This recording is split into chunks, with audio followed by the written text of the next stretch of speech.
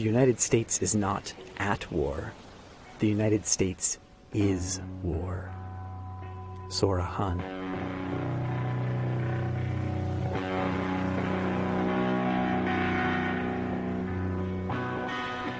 No Wall They Can Build. A Guide to Borders and Migration Across North America. Episode 2.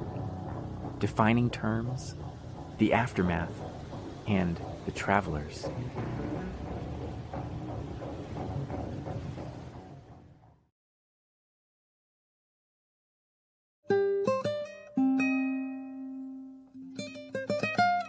Defining terms. Absent any other qualifier, the border refers to the border between Mexico and the United States. For the purposes of this book, the U.S.-Canada border is less important than the two southern borders. That being said, the Canadian immigration system is distinct from that of the United States. I'll leave the analysis to those who have experience with it. See Undoing Border Imperialism by Harsha Walia, for example. The desert refers to the part of the border in the Sonoran Desert of southern Arizona where I worked, mostly between Sasabe and Nogales.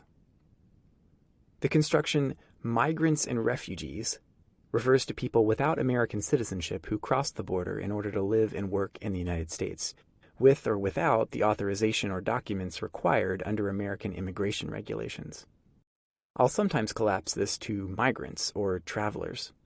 I make no distinction between migrants crossing the border for economic reasons and refugees crossing the border to flee violence or persecution.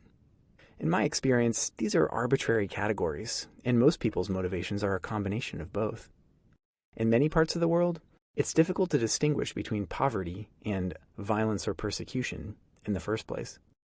However, refugee does have a definition under both American and international law. Many of the people who cross the border fall within this definition, and the American government has a legal obligation to treat them accordingly. The American government rarely meets this obligation and has a vested interest in defining all such people as migrants.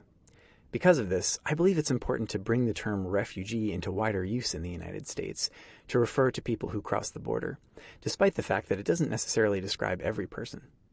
There are, of course, migrants and refugees from all over the world who enter the United States by other means than crossing the border, but that is outside the scope of this work.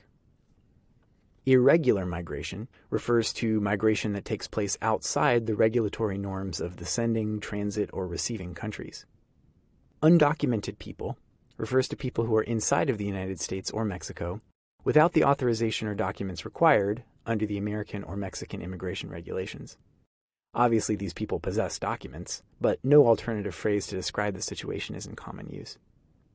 Solidarity worker refers to people, such as myself for 7 years, who ascribe to radical politics and whose political activity is oriented around the needs of others, in this case of migrants and refugees. This is not a common construction, but for many reasons I dislike the term activist and strongly dislike the less common alternative, ally. Neither term accurately describes our role on the border or in society at large. The nearly perfect phrase, desert aid worker, is a neologism in constant use inside of No More Deaths, but unknown anywhere else. I aim to convey its spirit and broaden its scope, while still highlighting the fact that people such as myself are also subject to the pressures of capitalism. I will sometimes use American as an adjective to refer to things pertaining to the United States. This usage is, of course, both geographically inaccurate and linguistically imperialist. However, as no alternative adjective, comparable to the Spanish estadounidense, exists in standard American English, there is sometimes no way to avoid it.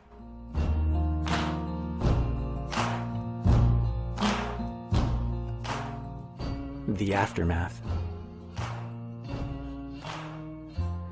It's best to tell the hardest truth first. Like the rest of the Western Hemisphere, the land that is currently called the United States of America, Mexico, Guatemala, El Salvador, and Honduras was stolen from its original inhabitants by European colonists through a well-documented orgy of bloodshed, treachery, and genocide of proportions so epic that they are arguably unprecedented in the thousands of often gruesome years of human history preceding them, and unsurpassed in the hardly tranquil ones that followed. In progress for over 500 years, this monstrous crime has never been atoned for in any meaningful way. It is still being perpetrated to this day. Everybody knows this, but nobody really likes to think too much about what it means. What it means is this: unless you're honest enough to admit that you think that might makes right as long as you're on the winning side, you have to acknowledge that the federal, local, and state governments of these countries, including all their agencies such as Border Patrol, Customs and Border Protection, and Immigration and Customs Enforcement, are illegitimate institutions with no claim to legitimate authority over the territory they currently govern. It's important to start by framing the matter thus. Who are these people that claim to have jurisdiction over native land? What right do they have to be telling anybody where to go and when? If anyone has a right to decide who can and cannot pass through North America, it's the people whose ancestors have inhabited that land since time immemorial, not the descendants or institutions of the ones who colonized it. Most so-called illegal immigrants have a more defensible claim to the continent they're traversing than most of the hypocrites who condemn and pursue them. Furthermore, much of the wealth of the United States, like that of much of the rest of the Western Hemisphere, was accumulated through the greatest mass kidnapping and wage theft ever perpetrated in human history, the Atlantic slave trade and the Southern plantation system. Once again, this monstrous crime has never been atoned for, and its impacts continue to be felt to this day. Again, who is to say that these latest immigrants don't also deserve a piece of the pie? How many of the upstanding citizens clamoring for a wall have slave owners in their family trees? Not all, but plenty. I do. Are they willing to board airplanes and deport themselves back to Europe without delay?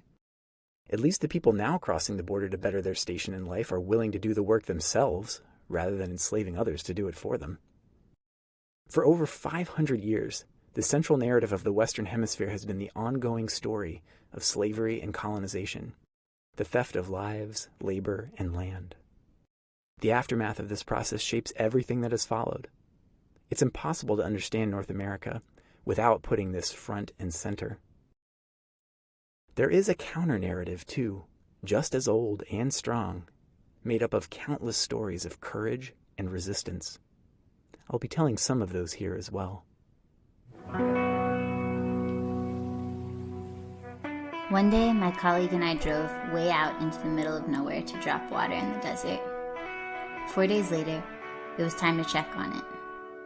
On our way out to the spot, we saw a man sitting by the side of the little dirt road. He had a ripped-up piece of blanket tied around one knee. "How are you doing?" I asked him. "Badly," he answered. "Look at this." He pulled up his pant leg to reveal a black, swollen, thoroughly broken ankle. "That's bad," I said. "You need to go to the hospital." "Yeah," he said. "Look at this." He pulled his shirt aside. "Oh, shit!" My colleague and I shouted in unison, unprofessionally. He had a large open chest wound, bloody, half scabbed over and oozing pus. "You need to go to the hospital right now." "What happened?" 4 nights ago, I was walking with 3 other men through those mountains over there. I took a blind fall 10 or 12 feet over a cliff. I broke my ankle and sliced my chest open on a rock. They carried me down from there all through the night. In the morning, we saw you drive by, but we were still too high. We couldn't get to the road in time. When we got here, they left and said they were going to find help. I haven't seen them or anybody else since. You've been here 4 days? It had been well over 100 degrees every day. Have you had any food or water? Food, no.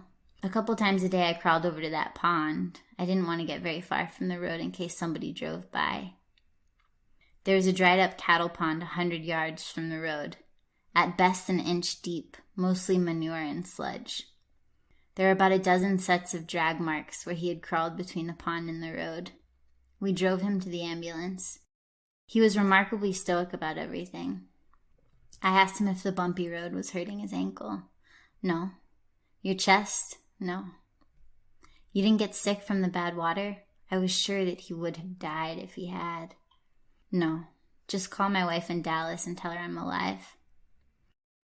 I did. The ambulance took him to the hospital and I never heard from him again.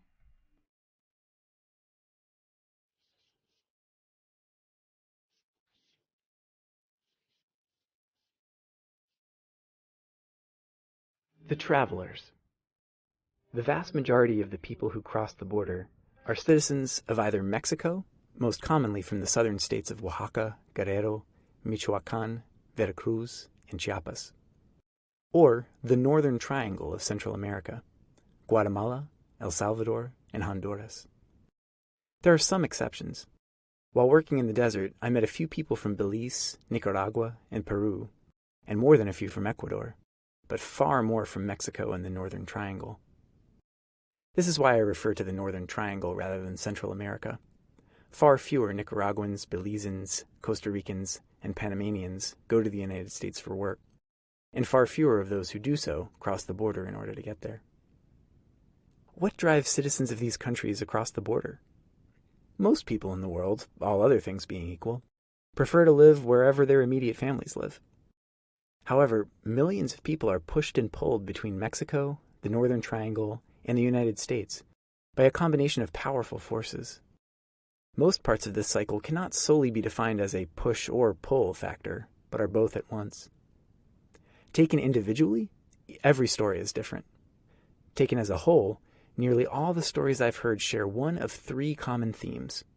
Over and over, I met people who said they were crossing the border because they had been deported and were returning home, because they were fleeing violence and poverty to the south, or because they could make a better living in the north. Often it was a combination of all three. The particulars vary endlessly, but the pattern holds. To state the obvious, migrants and refugees are possessed of agency and free will, like everyone else. Generally speaking, people choose to do whatever they think is best from the options they have available. So the first of the factors pulling people north and pushing people south is that the American government deports hundreds of thousands of people to Mexico and the Northern Triangle every year. Many of the deportees' immediate families live in the United States, and many deportees have homes, jobs, and cars here as well. Regardless of citizenship, these are not people who live in Mexico or the Northern Triangle. They are people who live in the United States. Many have lived here for years and even decades. One of the most common reasons to cross the border into the United States is simply to return home. Another factor that pushes people north is the widespread instability and violence throughout much of Mexico and the Northern Triangle. Many people cross the border primarily to get away from this. I'll explore what this looks like and why this is the case in the next section. The last of the three primary factors that push and pull people north over the border is the wage and cost of living differential between the United States, Mexico, and the Northern Triangle, what Greek economist Argyri Emanuel refers to as unequal exchange. In absolute terms, the cost of living is somewhat lower in Mexico than in the United States, and lower still in the Northern Triangle. However, wages for comparable work are to a disproportionate degree much lower in Mexico than in the United States, and very much lower still in the Northern Triangle. For example, as of 2016, the federal minimum wage in the United States is $7.25 an hour, with much unskilled to semi-skilled labor paying around $10 to $15 an hour. In Guatemala, a typical wage for the same labor could be anywhere from 35 cents to $1.50 an hour, with many people working precariously in the informal sector and guaranteed no earnings at all. This holds true across the wage spectrum. Regardless of whether we are talking about bricklaying or open heart surgery, the value of an hour's work will be much lower if performed in Mexico or elsewhere in the global south than if the same labor were performed in the United States or elsewhere in the global north, and lower still if performed in the Northern Triangle or elsewhere in the deep south. Furthermore, most imported goods are at least as expensive in Mexico as in the United States, and usually more so. They're usually more expensive still in the Northern Triangle. This goes for nearly anything exported from the United States or elsewhere in the global north and imported into Mexico, the Northern Triangle, or elsewhere in the global south. Food, construction materials, automobiles, electronics, books, medicines, and so on. A used car, for instance, will invariably increase in value when it crosses the border from the United States to Mexico, and again when it leaves Mexico and enters Guatemala. Many Mexicans from border cities will buy groceries at the Safeway on the American side, if they have the papers to do so. Processed food is usually cheaper there. Textbooks can cost twice as much in Guatemala as in the United States. Many Americans who have traveled across the border will have the impression that things are cheaper in Mexico. Dental care is the most well-known example. Not exactly. Services, such as dental care, are cheaper in Mexico. This makes sense. The cost of services reflects the value of wages. Goods are likely to be comparably priced if they are manufactured in Mexico, and more expensive if they are not. What's more, this applies to most goods manufactured in other parts of the Global South and exported to Mexico or the Northern Triangle. A pair of jeans made in Bangladesh or a cell phone made in China will not be any cheaper at a Walmart in Tuxtla Gutierrez or Tegucigalpa than a Walmart in Tulsa, and may well be more expensive. So, while the absolute cost of living is lower in Mexico than in the United States, and lower still in the Northern Triangle, the cost of living relative to wages is higher in Mexico, and higher still in the Northern Triangle. Picture it this way. A pair of eyeglasses that costs $120 represents 8 hours of labor to a waitress in the United States making $15 an hour. The same pair of glasses might cost $135 in Guatemala, and might represent 22 days of labor to a worker performing the same work at 75 cents an hour. This is as if the pair of glasses cost $2,640 to the waitress in the United States. In short, what this means is that life is generally easier in the United States, harder in Mexico, and harder still in the Northern Triangle. This is the condition that the border enforces. Lower prices and higher wages to the north, higher prices and lower wages to the south. Millions of people can see this clearly and act accordingly.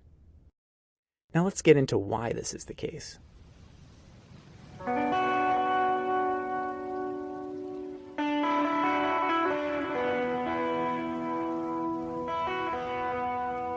One day we met 3 Central Americans. The Salvadoran had been traveling with his niece. He had promised his brother that he would take care of her. He was carrying her bag when Border Patrol split up the group. He was separated from her in the chaos and Border Patrol took her away. He escaped with the 2 Hondurans. The younger one kept telling him that he had done all he could do. They had run out of food and water, and the older Honduran had a badly twisted knee. They had been utterly lost for 4 days and nights. The Salvadoran had a cell phone that did not have service in the U.S. It was full of pictures of places they had been to and things they had seen. "Look at this mountain," he said. "We crossed it. It was so beautiful. We thought for sure that we were going to die." While they were recuperating, he asked me how much it cost to fill up the tank of our truck. I told him usually about $75. $75? Yeah, I answered, assuming he thought that that was very expensive. How much would it cost in El Salvador? 150, maybe 200. $200? Jesus, how much do you make an hour there? I was making $8 a day working construction when I left. I got a pencil and we did some math. After lengthy deliberations, we determined that 1. $150 to $200 a tank represents about 20 days of labor at $8 a day. 2. I usually make $15 an hour, which is about $120 a day. 3. This meant that an $175 tank of gas for the Salvadoran was as difficult to afford as a $2,500 tank of gas would be for me. "That's a problem," I said. "It's a very serious problem," he agreed. They tied our currency to the dollar and everything got incredibly expensive. It's just impossible to live there right now. A little later, he found a laminated picture of a young girl in our kitchen. "Who is this?" he asked me. She was abandoned by our guide. One of our volunteers found her body in the desert last winter. She was only 14. Where was she from? El Salvador. He looked like he was going to cry. How old is your niece? 14. The younger Honduran put his arm around the Salvadoran's shoulders. She was having a hard time keeping up. I thought I was going to have to carry her. It was dark. There were lights and screaming. Everybody was running every which way. She fell down and they grabbed her. I saw them carry her away. I ran. I don't know if she's safe. I don't know if I did the right thing. I'm sorry, I told him. We ate together, and they left as the moon was coming up. The older Honduran had wrapped up his knee and taken a lot of painkillers. No matter what happens, the Salvadoran said, we're not going to leave him. They're not going to get us. We're going to make it. He called us a week later from his cousin's house in Utah. They had all made it out of the desert.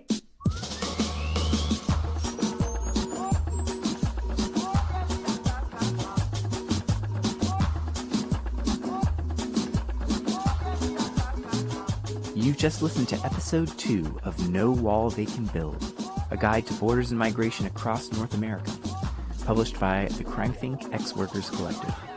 Stay tuned next week for episode 3, The South, Part 1, Mexico. This audiobook is a production of the Ex-Worker Podcast Collective. You can check us out at crimethinc.com/podcast. To order a print copy of the book, read a free PDF version online, check out the poster that accompanies the book, or learn more about the anarchist struggle for a world without borders, visit crimethinc.com/borders. To learn more about No More Deaths and solidarity work in the desert along the U.S.-Mexico border, visit nomoredeaths.org.